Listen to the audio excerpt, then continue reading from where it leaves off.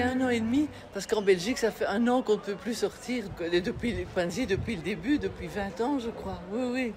Depuis toujours, depuis qu'il existe, le plus grand respect. Et puis j'ai suivi tout son parcours depuis quand il était dans un petit hôpital, quand il est venu ici. Le plus grand respect et en même temps la tristesse. Parce que c'est un homme qui a toujours eu le même courage, la même volonté de faire changer les choses. Et je suis obligée de constater que Panzi, c'est un îlot d'humanité au Kivu, dans toute cette violence qui est toujours là. Et que la violence que je suis depuis des années, depuis plus que 20 ans, elle est toujours là. Et le docteur Mukwege plaide toujours pour la paix, pour que les choses aillent mieux. Et le chemin est tellement long. Et c'est ça, ça me fait de la peine. Mais voilà, je trouve que le docteur plaide depuis tellement longtemps et avec tellement d'énergie, de la lutte contre l'impunité et tout. Et aujourd'hui même, je viens à Panzi et je parle avec des femmes qui ont été violées dans les collines par des hommes qu'elles ignorent qui c'est. Et ça s'est passé à Kalongué. Je dis, mais c'est pas vrai. Le docteur, il fait tout ce travail depuis tellement longtemps.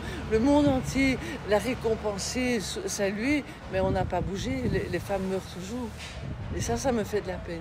Et de mettre en place un régime qui fait régner la justice. C'est la première chose qui fait régner la justice, que les criminels ne soient pas impunis et qu'on retrace l'enchaînement des causes et tout ça. De mettre de l'ordre dans ce pays, c'est vraiment une urgence, quoi.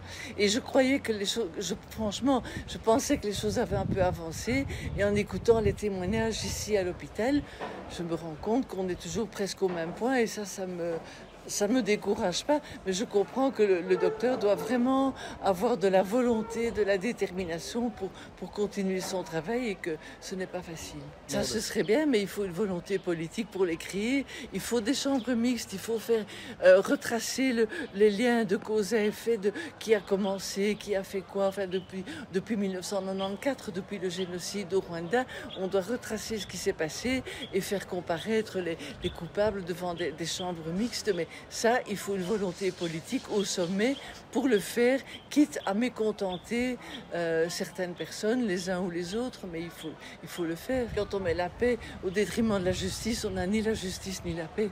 Et ça, ici, ce serait presque la conclusion de mon séjour au Kivu, c'est qu'on n'a pas eu la justice qu'on voulait, mais on n'a pas la paix non plus, on tue toujours à quelques kilomètres d'ici.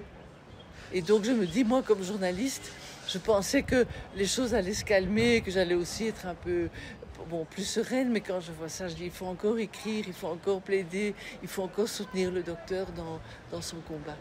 Quand on rentre en Europe, c'est pas parce qu'on a le Covid qu'on doit s'endormir. C'est pas parce qu'on a la pandémie qu'on doit rester indifférent au reste du monde, on doit rester solidaire.